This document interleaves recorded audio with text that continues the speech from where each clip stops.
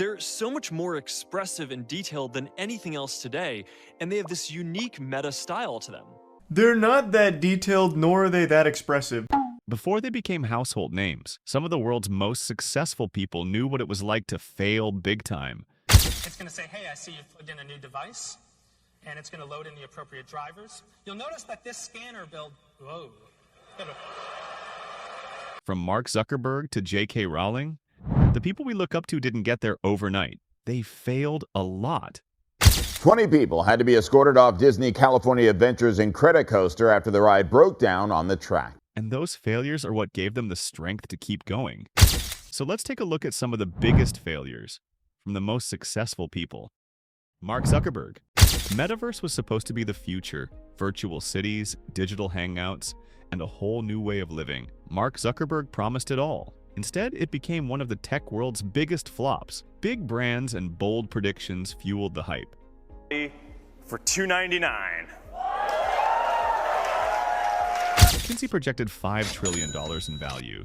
Citi went even higher with $13 trillion. And companies like Zaha Hadid Architects and Jose Cuervo bought into the vision. But where are those numbers? Horizon Worlds made only $470 globally from one of its money-making features. Billions were spent, and the payoff? Financial and PR disaster.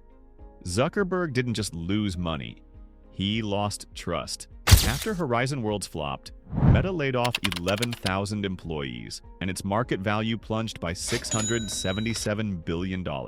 Even John Carmack, the VR legend behind Doom, quit out of frustration. For other companies diving into the metaverse, Meta's failure could have been a golden opportunity. Mistakes are often seen as stepping stones to success, right? Well, when you're selling something like virtual worlds, you need more than just hype. From his headset live, this is what he is seeing. Yeah, it's sharp. People needed to find it fun and interesting, which wasn't happening. Zuckerberg's big pitch was Horizon Worlds, a virtual space where users could create avatars, explore, party, and socialize. And virtually hang out in perfect harmony. The whole idea was to let people dive into a new world. You could take virtual photos, hang out with friends, and host events, just like you would in real life. But this was what Zuckerberg had to show for the billions he put into the metaverse. Many are betting big that it could change the face of how we interact. And the initial reaction to this showcase? Hilarious and, well, ruthless.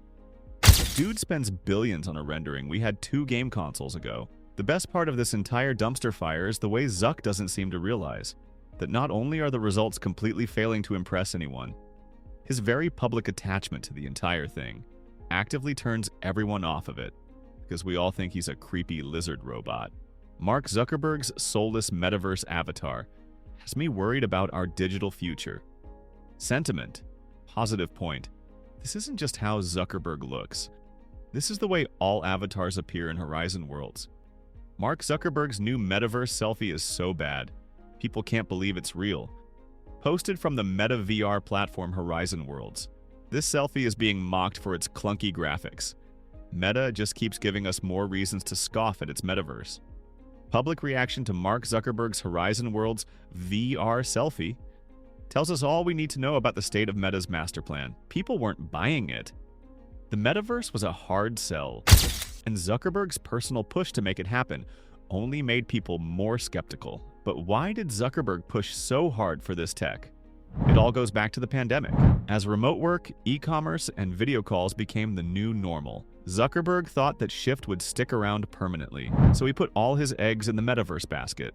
In 2024, Meta's financial reports showed the company had lost between $8.4 and $8.8 billion on VR. Investors started questioning the metaverse. They called it vague, impractical, and a massive waste of resources. Zuckerberg's obsession with virtual worlds was starting to steer Meta off course. Meta's own employees weren't sold either. They began openly questioning Zuckerberg's vision for the company, and the situation just kept getting worse. In August 2024, Meta's stock price took a major hit, dropping 19% in after-hours trading. First ever year-over-year decline in worldwide ad revenues for the full year 2022 as well. That one dip wiped out more than $200 billion in market value. And that was despite the fact that the company had reported better than expected profits and revenue for the first quarter. The metaverse wasn't the future people wanted. After the pandemic ended, people were craving real face-to-face interactions. They didn't want to strap on a VR headset just to chat with friends through a clunky avatar. Zuckerberg didn't see that coming, and it cost him billions. But for now, Zuckerberg has bought himself some time. Meta's stock price nearly tripled last year, and in 2024, it's up about 40%. In April, the stock hit a record high of $527.34. After a brutal 2022 where Meta lost about 2/3 of its value, Zuckerberg's been able to rebuild Wall Street's trust. For now, Mark Zuckerberg already found his success with Facebook, but the metaverse delivered a major setback he's still trying to recover from. Well, at least he's making some progress.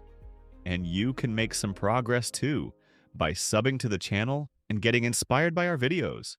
The rest of the people on this list, however, have their own stories to tell. Bill Gates. Bill Gates is one of the most influential figures in history. A man who transformed personal computing into an essential part of daily life. This is a machine that a lot of people are going to be able to afford. That's a very, very useful machine. As the co-founder of Microsoft, he revolutionized technology, turning operating systems and software into user-friendly tools that made computers accessible to everyone. His vision of putting a computer in every home was a dream in the early days of tech, but it actually became reality, and at one point, his net worth soared to $81 billion. But like many success stories, Gates didn't have it easy.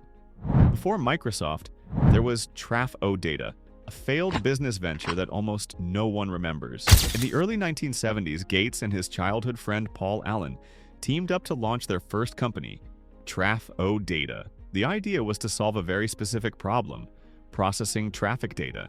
Turn that into a fully working little mini computer, so that was our first personal computer. At the time, cities used pressure-sensitive tubes to collect traffic patterns recorded on paper tapes that engineers had to process manually. It was tedious. It was time-consuming. So Gates and Allen saw an opportunity to automate this process. They built a machine designed to read the tapes and generate reports for traffic engineers using an 8008 microprocessor. The concept was brilliant, but only on paper. Because it flopped in reality, the machine didn't work at all, failing at the worst possible moment. To make matters worse, Gates and Allen discovered that their potential customers, city governments, weren't exactly anxious to adopt this new technology. Their lack of market research became painfully obvious, and between 1974 and 1980, Traf-O-Data lost $3,494 before they ultimately shut it down. For many, this kind of failure might have been the end of the road, but for Gates and Allen, it was the beginning of something much bigger. Instead of giving up, they treated Traf-O-Data as a learning experience. Paul Allen later admitted that while it was a good idea, the business model had been flawed from the start. Still, the project taught them more about microprocessors, innovation, and strategy. And more importantly, it set the stage for their next venture, Microsoft. By 1975, Gates left Harvard to focus entirely on Microsoft. They started by developing software for Altair computers, a far cry from the massive success they would later achieve. The real breakthrough came in 1985 with the release of Windows.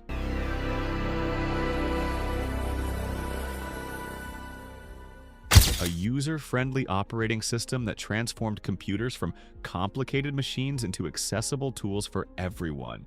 This shift redefined the industry and made Gates the youngest self-made billionaire in history. When Microsoft went public in 1986, he was just 31 years old. While Traf-O-Data is remembered as a failure, it played a critical role in Gates' success. The experience gave him and Allen the tools they needed to build Microsoft into a successful company. Failure wasn't the end. It's the foundation for something greater. Without Traf-O-Data, there might never have been Windows, Microsoft, or the legacy of innovation Gates left behind. Maybe this is what inspired tech visionary Steve Jobs to keep pushing forward when Apple stocks were in the gutter. Steve Jobs. When you think of Steve Jobs, you probably picture the black turtleneck, his famous keynote speeches, and the iPhone changing the world. But what most people don't know is that Jobs was once kicked out of Apple His own company, yes, fired. The same guy he hired to run the place. Before the release of the Macintosh, Apple wasn't doing so great in 1985. Jobs had worked on a computer called the Lisa, and it flopped. It was worth $9,995 back in '85, which is worth around $30,000 today. It was too slow and didn't sell. The Apple board started losing faith in him, thinking his ideas were too risky and costing them too much money. To make things worse, John Sculley, the CEO Jobs brought in, decided to push him out. With Sculley leading the charge, the board sided with him. Just like that, at 30 years old, Jobs was fired from the company he started in his parents' garage. Instead of giving up, Jobs went all in on a new project. He started a company called Next, where he focused on making super high-end computers for schools and businesses. The computers were way ahead of their time, sleek and powerful. The problem? They were also crazy expensive, so hardly anyone bought them. But hitting this subscribe button is absolutely free. Subscribe now to help us reach our 10,000 subscriber goal. For more bangers like this. Around the same time, Jobs made another move. He bought a tiny animation studio that was bleeding money. Pixar? It seemed like a bad decision for a while, but then Toy Story happened. The movie blew up and suddenly, Jobs wasn't just a tech guy anymore, he became famous in Hollywood. Meanwhile, Apple wasn't doing any better without Jobs. By 1997, the company was nearly bankrupt. They were desperate, so they decided to buy Next, which brought Jobs back into the fold. And he came back with a plan. And that's why all these wonderful apps propelled Apple into these exciting markets over the years. In 2001, Jobs introduced the iPod. That's iPod. I happen to have one right here in my pocket, matter of fact. There it is, right there. It wasn't the first portable music player, but it was the first one that worked really well. It was sleek, easy to use, and could store 1,000 songs in your pocket. And it worked with iTunes, which made buying and organizing music simple. The iPod pulled people into Apple's ecosystem and made the company cool again. This is the new iPod Nano. It is breathtaking. You won't believe it until you hold it in your hands. Then in 2007, the iPhone changed everything. Today, Apple is going to reinvent the phone. It combined an iPod, a phone, and an internet browser into one device. And an internet communicator. An iPod. A phone. Are you getting it? No one had seen anything like it. It was revolutionary. When the App Store launched a year later, it created a whole new world for developers and made the iPhone even more essential. What we call the App Store. This is an application we've written to deliver apps to the iPhone. In 2010, Jobs launched the iPad, and boomers just called it a big iPhone. This is what it looks like. But newer generations loved it. It was perfect for streaming, reading, and working on the go. The iPad took over the tablet market and became another huge hit for Apple. The iPod, iPhone, and iPad didn't just save Apple, they turned it into one of the most successful companies in the world. By 2011, the iPhone alone was making up more than half of Apple's revenue.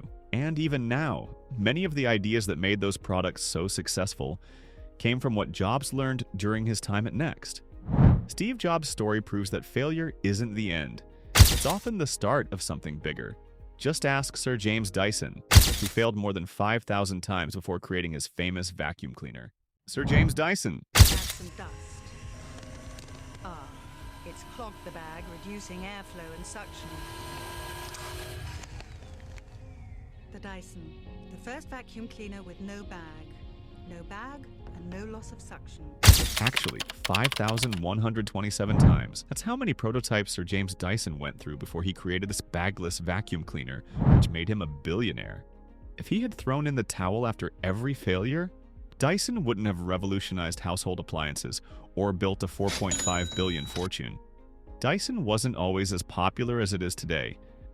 He started out studying design at the Royal College of Art in London. His first big idea was the sea truck, followed by a few other quirky inventions like a wheelbarrow with a ball-shaped wheel. However, none of these inventions became the next big thing, but Dyson wasn't the type to quit. He just kept going.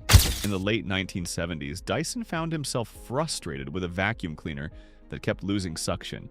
Without losing suction. And for me, that's a founding principle. And instead of buying a new one, he decided he could make a better one. His breakthrough came when he visited a sawmill and saw a giant cyclone separating dust from the air. What if he could shrink that technology down and use it in a vacuum cleaner? Dyson thought it could work, and he set out to prove it. Over the next 5 years, Dyson built more than 5,000 prototypes in his workshop, working long hours while his wife kept the family afloat financially. But each failure was just another step toward his goal, and he didn't give up. In 1993, he launched the DC-01, the world's first bagless vacuum cleaner. 100% performance, 100% of the time. It was a game changer. British retailers weren't sold on it at first, but the Japanese loved it. Dyson took those Japanese sales royalties and reinvested them into his company, opening his own research and development center and factory in Malmesbury, England. Dyson's company didn't stop at vacuums. They pushed out products like bladeless fans, the Airblade hand dryer, and of course the one you drop the most money on for your wife or daughter, the Dyson Airwrap. All these combined have disrupted multiple industries with innovations that seemed impossible before. Of course, not everything Dyson touched turned to gold. His CR01 washing machine, designed to mimic hand washing, was scrapped because it was too expensive to produce. But Dyson didn't let that stop him and kept moving forward. Dyson has always had a unique outlook on failure. He believes failure is a badge of honor. As he once said, failure is the best medicine, as long as you learn something. This mindset has driven his team of engineers and scientists to continually innovate and improve. In 2020, Dyson faced another challenge when the COVID-19 pandemic hit. His company used their proprietary technology to design ventilators, creating a prototype in just 10 days and donating 6,000 units, out of which 1,000 were for the UK. Sir James Dyson proved that failure isn't the end. It's the beginning of something new, something bigger. And if you don't believe that, just look at the 5,127 prototypes it took to build a billion-dollar empire. Just like Dyson, Walt Disney had his fair share of setbacks, but he kept pushing forward, turning his failure into success, and it paid off big. Walt Disney didn't find success right away. Before he became the genius behind Mickey Mouse and Disneyland, Walt faced one failure after another. His childhood was tough too. His father was strict and controlling, and his early business ventures were constant flops. By the time Walt hit his teenage years, most of his older brothers had left home. Not wanting to stick around, Walt joined the Red Cross as an ambulance driver during World War I. He lied about his age just to get out, because back then, it was his only way to escape. Even later, when his father passed away, Walt didn't stop working to attend the funeral. After the war, Walt tried to turn his passion for art into a career. He started a cartoon studio in Kansas City called Laugh-O-Gram Studios in 1992, which created the original versions of our favorite fairy tales, like Little Red Riding Hood,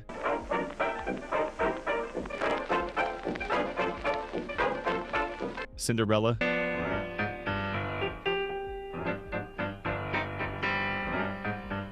and Alice's Wonderland. But it went bankrupt within 2 years, leaving Walt completely broke. He packed up what little he had and moved to Los Angeles with just $40 in his pocket. Walt initially wanted to be an actor, but he ended up focusing on cartoons once again. This time he teamed up with his brother Roy, and they created a character called Oswald the Lucky Rabbit together, which some could say was the precursor to the Mickey Mouse we know and love today. The character became a hit, but Walt's producer stole Oswald and most of his staff, leaving Walt with nothing. Instead of giving up, Walt did what he always did. He reinvented himself. He turned this into a new character in 1937, Mickey Mouse. But getting people to believe in Mickey wasn't easy. Walt was rejected by banks more than 300 times before he finally found a backer. But once he did, Mickey exploded in popularity, and the world would never be the same again. Even with Mickey's success, Walt wasn't out of the woods. The pressure of running his growing studio led to a nervous breakdown in the 1930s. But Walt recovered, and he also created Snow White and the Seven Dwarfs. Everyone thought it would fail, but it didn't. It was a massive success and made Walt Disney famous in Hollywood. Then, just as things were looking up, More challenges came his way. During World War II, his studio faced labor strikes and a mountain of debt. Walt had to get creative to keep the business afloat, and he turned to television, launching the Mickey Mouse Club with Coca-Cola as a sponsor on the ABC network, which helped bring in money to fund his dream project, Disneyland. But when Disneyland opened in 1955, it was a disaster. Broken rides, counterfeit tickets, and a brutal heat wave made headlines, and critics dubbed it Black Sunday. It seemed like the dream was over before it even began. But Walt didn't give up. Walt fixed the problems one by one, and Disneyland became one of the most loved attractions in the world. Walt Disney's life was full of setbacks, but he never let them define him. He always found a way forward. As he once said, "A kick in the teeth may be the best thing in the world for you." And for Walt, it clearly was. Walt Disney turned rejection into a legacy, and decades later, J.K. Rowling would do the same. J.K. Rowling. Before J.K. Rowling created Harry Potter, her life was anything but magical. Aware of that, my ambition was to see it as a real book. In the early 1990s, she was a single mom living in a tiny Edinburgh flat, scraping by on 70 pounds a week in government welfare. She wrote in cafes because she couldn't afford the heating bills at her home, juggling her dream of becoming an author with raising her young daughter. Rowling's path to publishing Harry Potter was full of rejection. She sent her manuscript to 12 publishers, all of whom turned her down. One called it not commercially viable. When Bloomsbury finally took a chance, the editor, Barry Cunningham, told her to get a day job because children's books didn't make money.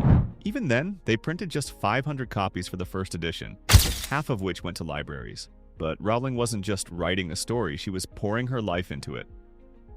Her battles with depression inspired the Dementors, the creatures that fed on happiness. This wasn't a stylistic choice. She was telling her own life story through her writing. She meticulously planned out all 7 novels, sketching characters and plot lines on scraps of paper long before she had a deal. That attention to detail helped her create a world readers couldn't get enough of. Her big break came in 1997 when Harry Potter and the Philosopher's Stone hit shelves. It didn't explode overnight, but word spread fast.